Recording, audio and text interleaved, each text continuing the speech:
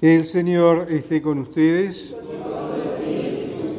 Evangelio de nuestro Señor Jesucristo según San Marcos.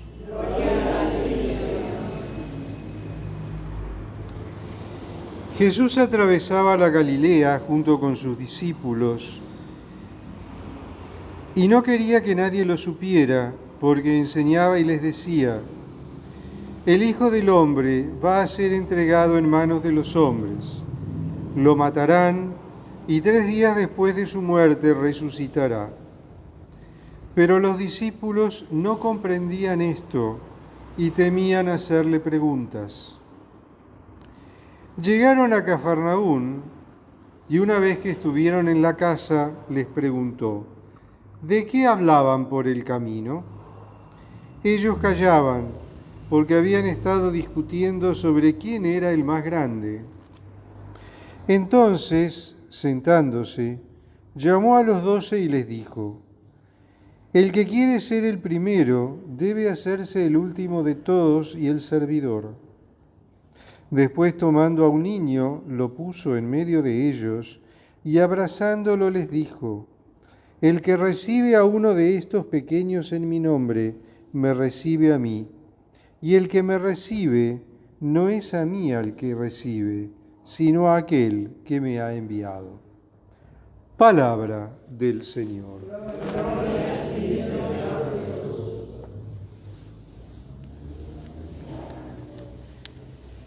Como vemos, la comunidad de los discípulos está bastante lejos de ser una comunidad ideal. Es una comunidad en la que pasan las cosas que pasan en todas las comunidades, o sea, existen las internas, por decirlo de alguna manera. Y entre los discípulos también existían las internas, porque estaban discutiendo y estaban peleando para ver quién era el más importante entre ellos. Claro, ellos decían: el Señor nos dice que se va, el Señor nos dice que se va a morir, entonces, ¿quién va a quedar a cargo? ¿Quién es el más importante como para quedar a cargo? Por un lado, digamos que la inquietud era legítima: ¿quién es el que iba a ser el continuador de la tarea de Jesús? Todo mirándolo desde el punto de vista de ellos. Todavía no habían terminado de entender que Jesús era el Hijo de Dios, no habían terminado de entender la identidad mesiánica del Señor. Si bien ya Pedro lo había confesado como Mesías, para ellos Jesús seguía siendo ese Mesías que esperaba el pueblo de Israel, que era un Mesías glorioso, no el Mesías sufriente que iba a morir en la cruz. A ellos ni se les había pasado por la cabeza leer el capítulo 53 del libro de Isaías. Es más, al día de hoy está prohibido leerlo en las sinagogas, el capítulo 53 del libro de Isaías. No sea que alguien asocie la figura de Jesús con la del siervo sufriente. Pero Jesús les responde, y le responde muy claramente. El ejercicio de la autoridad en la comunidad no es un ejercicio de poder, es un servicio.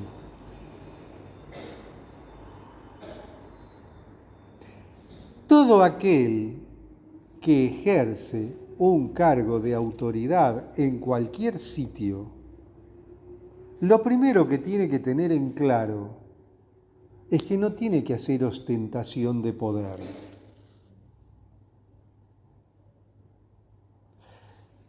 Sino que está al servicio.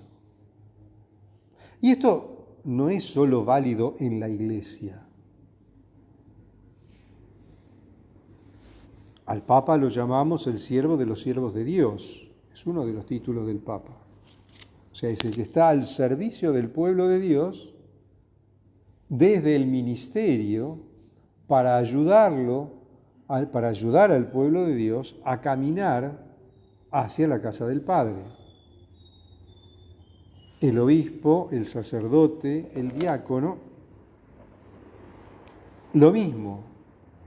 Estamos para acompañar, para servir desde el ministerio sacerdotal al pueblo de Dios. Y para eso hemos sido constituidos en una cierta o determinada autoridad sobre ese pueblo de Dios, sobre una comunidad o sobre una porción de la comunidad o sobre una porción de la iglesia. Lo mismo en la vida religiosa. Y en la sociedad civil sucede lo mismo. La autoridad no fue constituida en autoridad para satisfacer sus ambiciones, sus deseos, en algunos casos deseos perversos, como estamos viendo, que han sido satisfechos desde puestos de autoridad, o como sucede en muchas partes del mundo y en muchos lugares, y eso lo podemos ver. Si no, no existirían las denuncias por corrupción, ¿no es cierto? Si no se confundiera el ejercicio de la autoridad como servicio a los demás con el ejercicio de la autoridad para satisfacer vanidades, deseos, caprichos propios. Algunos caprichos son buenos, no todos, la mayoría no. Muchos son perversos. Y entonces vemos lo que se llama la perversión del poder. El poder se pervierte. También se pervierte el poder cuando se hace ostentación de poder. Y no se respetan las normas a través de las cuales uno llega a ese puesto de autoridad. Cuando lo que digo yo está bien y lo que dicen los demás está siempre mal.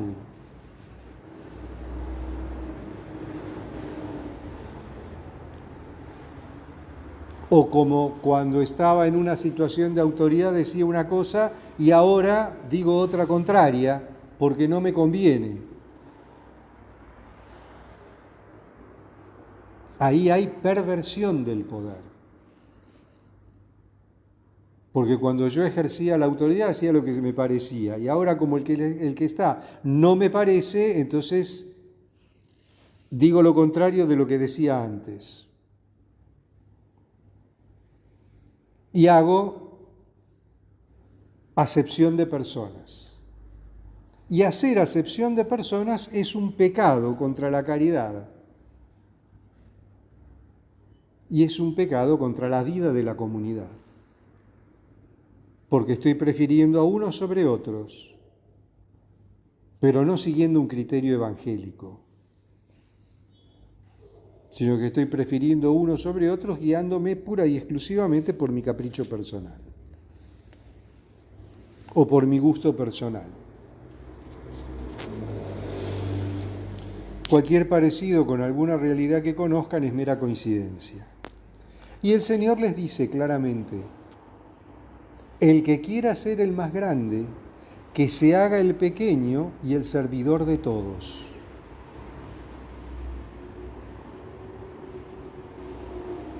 Tampoco podemos instrumentalizar el Evangelio, que eso también quede claro, y hacerle decir al Evangelio lo que nos conviene cuando nos conviene.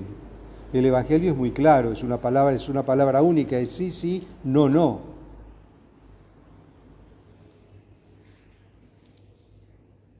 Si eso lo entendiéramos y si hubiéramos comprendido los 10 mandamientos, hoy en día no tendríamos que lamentar tantas guerras, tantas discordias y tantos problemas en la vida de la humanidad. Lo que decíamos el domingo pasado de la regla de oro: no hagas a otro lo que no quieras que te hagan a vos.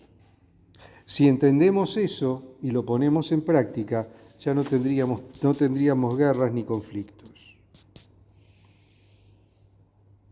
Entonces, por último, Jesús les dice, refiriéndose al niño: el que recibe a uno de estos pequeños en mi nombre, me recibe a mí. ¿A qué está haciendo alusión? A la pureza, a la inocencia de esa alma de un niño, que es un alma pura, un alma que no ha sido corrompida por las pasiones humanas, por las concupiscencias humanas, un alma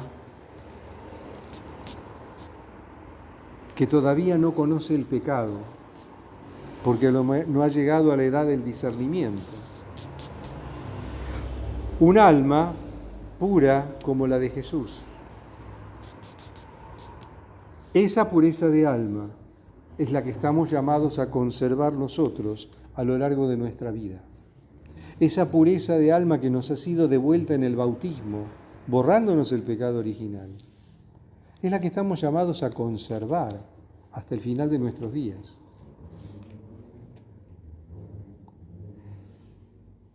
Porque el alma de niño es aquella que reconoce verdaderamente a Dios, es aquella que ama sin condicionamientos, es aquella que se encuentra con Dios en la sencillez y en la simplicidad, no simpleza, simplicidad, porque es un alma simple, no es rebuscada. No se ha dejado contaminar por la malicia y por la maldad del mundo. Esa alma de niño es la que estamos llamados a conservar, y esa alma de niño es la que estamos llamados a cuidar.